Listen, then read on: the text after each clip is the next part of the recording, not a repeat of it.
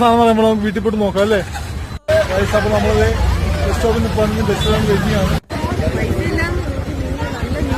നല്ല നല്ല മീനെ കണ്ടു, പക്ഷെ പൈസ ഇല്ല.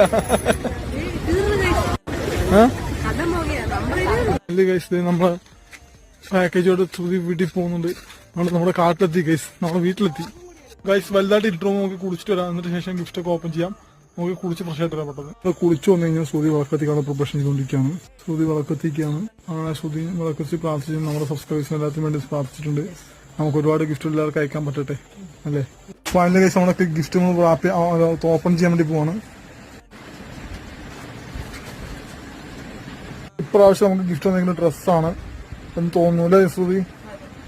പൊതു ഇഷ്ടമുള്ള ആവശ്യങ്ങളുണ്ട്. പെട്ടെന്ന് എന്താ പറഞ്ഞേ? ശ്രുതിച്ചിരിക്കാണ് ഗൈസ്. അവൾ ഭയങ്കര ഹാപ്പിയാണ്. ശ്രുതിക്ക് മാത്രമേ ഡ്രസ്സുള്ളൂ, എനിക്കൊന്നും ഇല്ലല്ലോ.